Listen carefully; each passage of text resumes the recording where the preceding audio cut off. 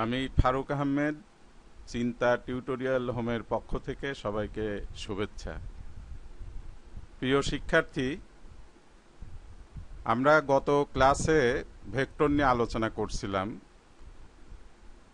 আজকে তার পরবর্তী অংশ আলোচনা করব। তোমরা সবাই মনোযোগ দিয়ে শুনবে।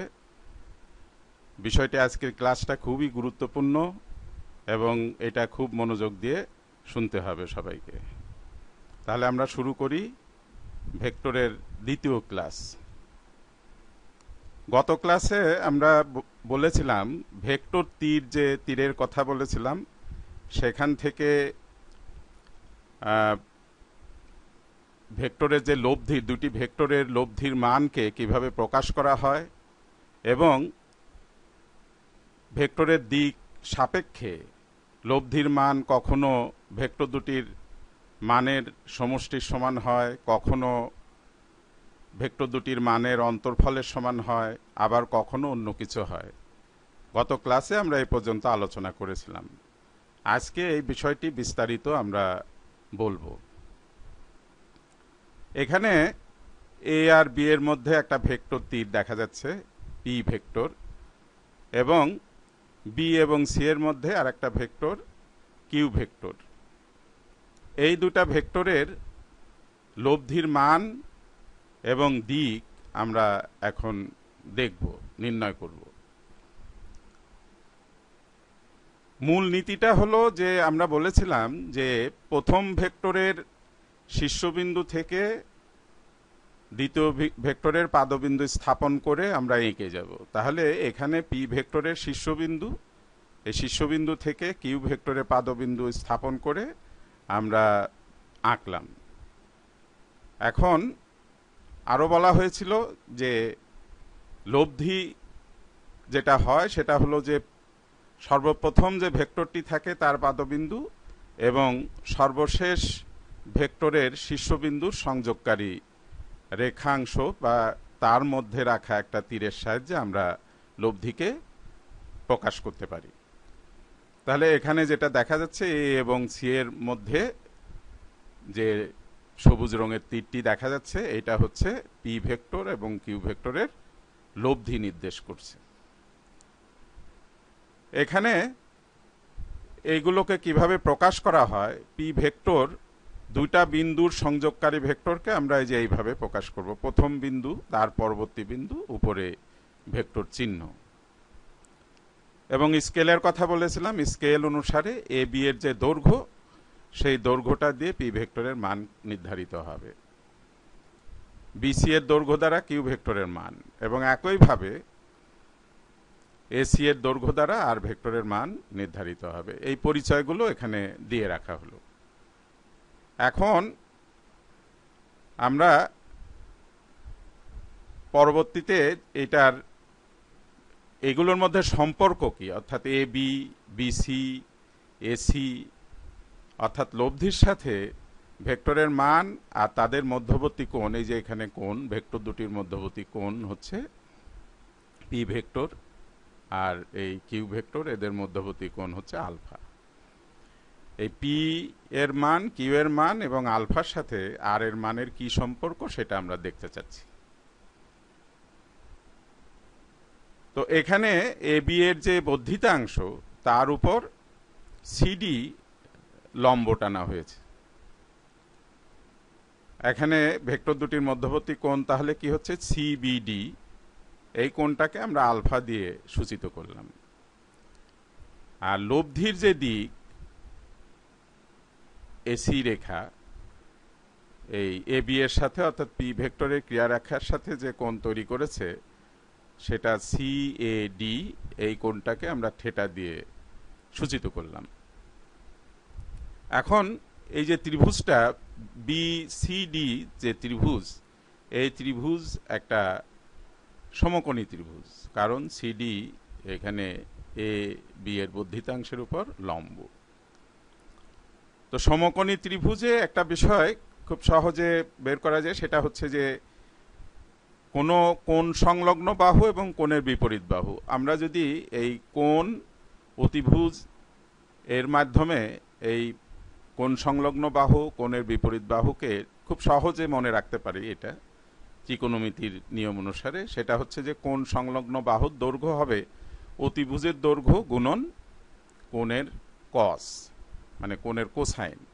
তার মানে বিডি হবে হচ্ছে অতিভুজের দৈর্ঘ্য বিসি কস আলফা।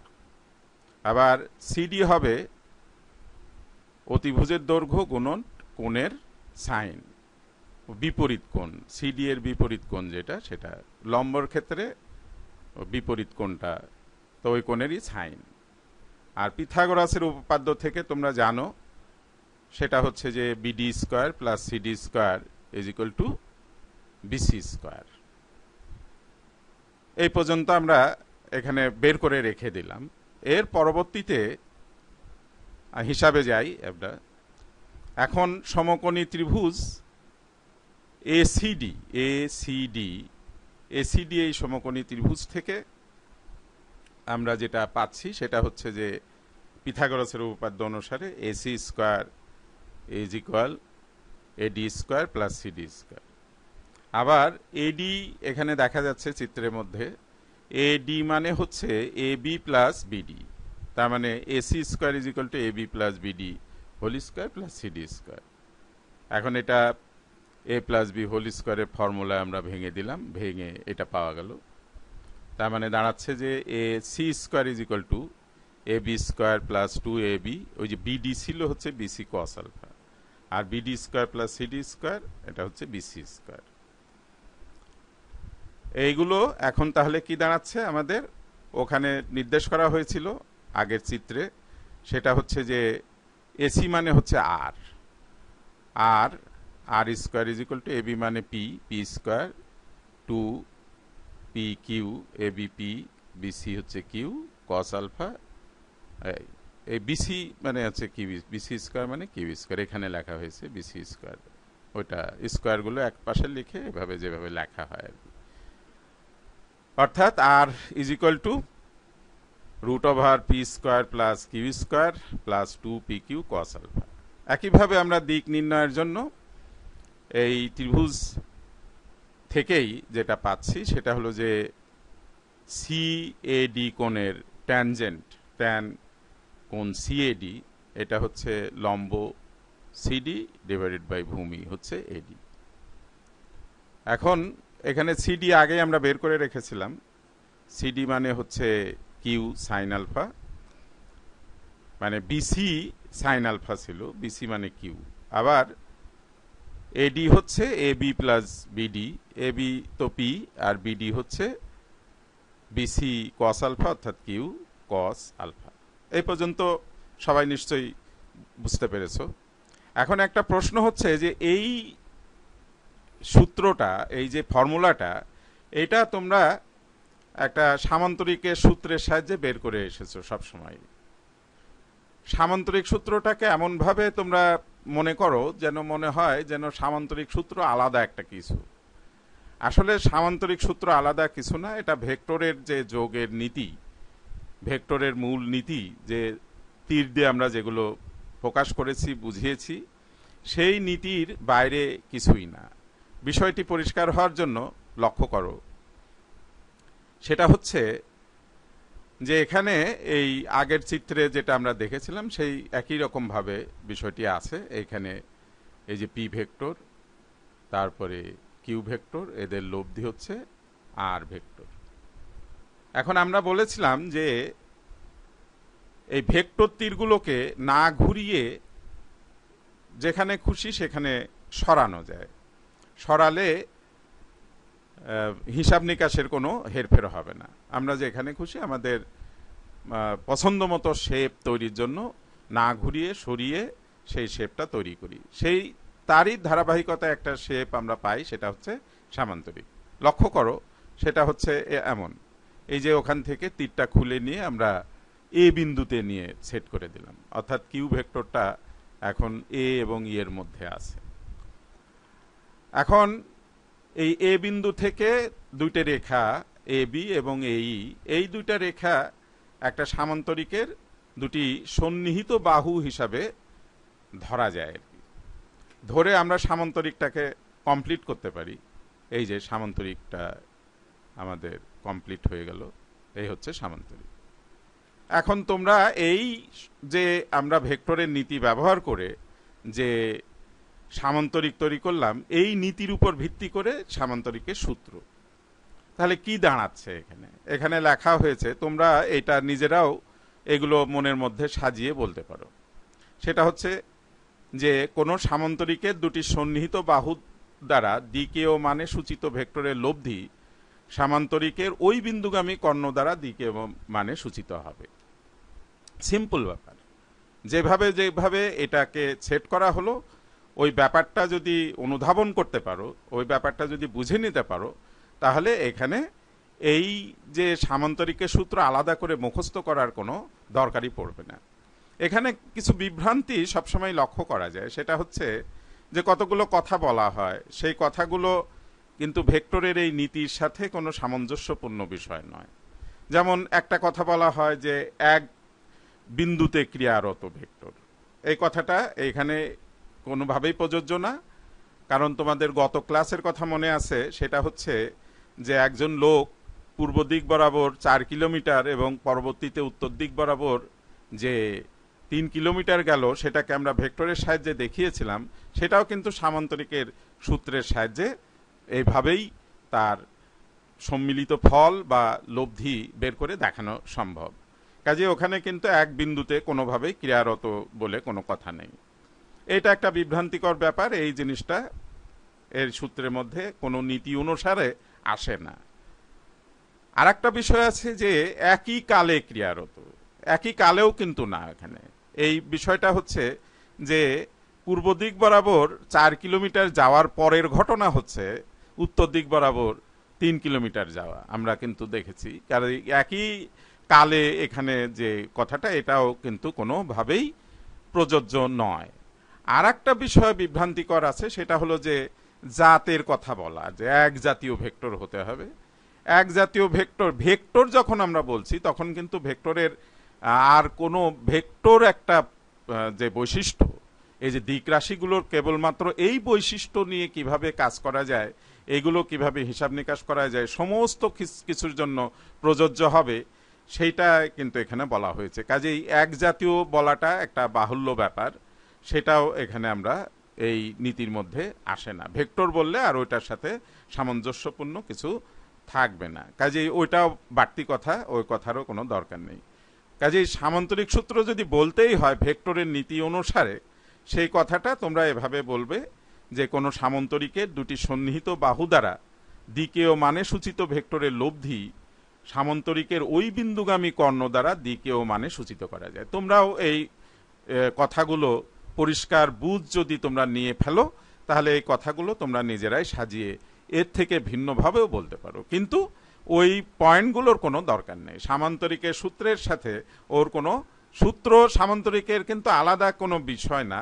ভেক্টর যোগের নীতি আমরা এই শেপে নিয়ে আসলে তখন আমরা এইভাবে ব্যাপারটাকে প্রকাশ করতে পারি মাত্র।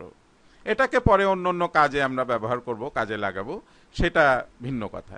কিন্তু এখানে সামান্তরিকের সূত্র বলে একেবারে ধরা বাঁধা যে এই নীতি অনুসারে আসে না, তারও কিছু কিছু বিষয়, যেমন কয়েকটা পয়েন্ট আমি উল্লেখ করলাম, সেগুলো এখানে কিন্তু বলার কোনো দরকার নেই।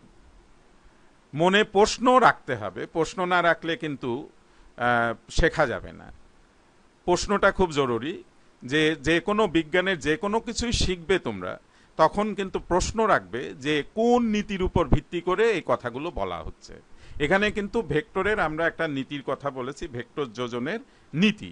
সেই নীতি, তীর কিভাবে সাজাতে হবে এবং লব্ধি কিভাবে চিহ্নিত হবে, এই নীতি দিয়েই আমরা সমস্ত কিছু কিন্তু ভেক্টরের হিসাব নিকাশগুলো, অন্তত যোগের হিসাব, ভেক্টরের সম্মিলিত ফল যেটাকে আমরা বলি, লব্ধি যেটাকে বলি, বা ভেক্টর বিশ্লেষণের ক্ষেত্রে, সকল ক্ষেত্রে আমরা এই নীতির বাইরে কোনো নীতি, এটাই নীতি আর কি, আর বাইরে যাওয়ার কোনো সুযোগই নেই আমাদের।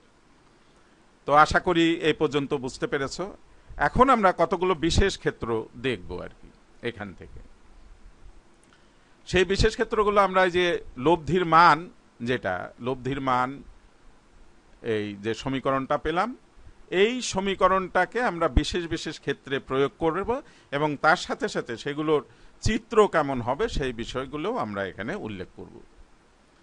এই যে লব্ধির মান দেখা যাচ্ছে, এখানে যদি আমাদের ভেক্টর দুটির মধ্যবর্তী কোণ যদি 0 ডিগ্রি হয়, অর্থাৎ ভেক্টর দুটি যদি একই দিকে ক্রিয়া করে,